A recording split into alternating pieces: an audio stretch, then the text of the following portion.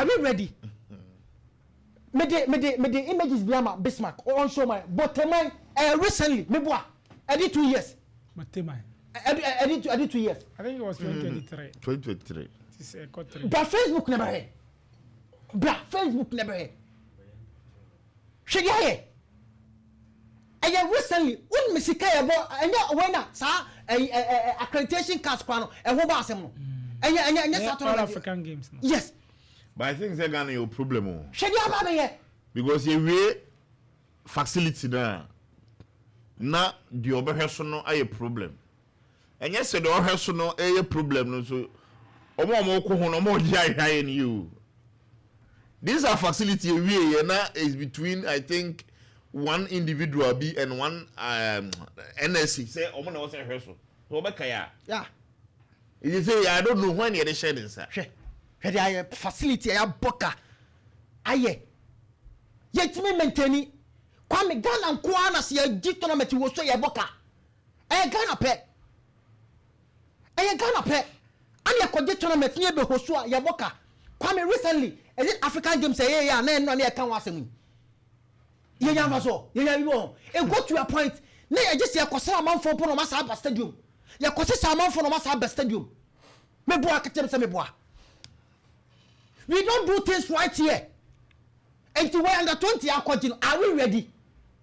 Are we ready? Facilities, are we ready? We are not ready one bit.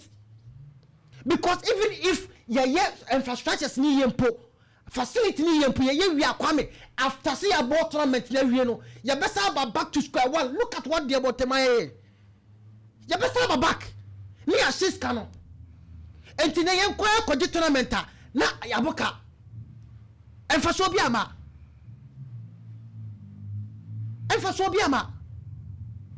Even all collapse in Pana say and no my be ni yem pokano ama I mean for you interested in tournament we are not doing it.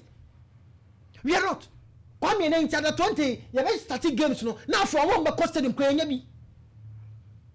Ama for interest come from people are not interested in our game because we are not doing things right here.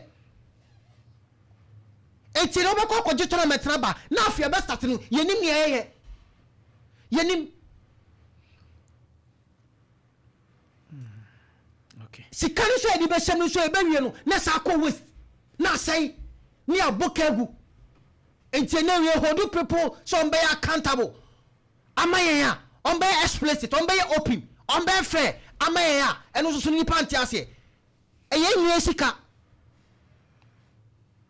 etine bia me se Kwame se nyame nkunye ye tiase ya de bia be kwa ba yi de Kwame until said me be jai ana se bibia be kwa end Kwame yanka no ntum da yanka ya no ntum da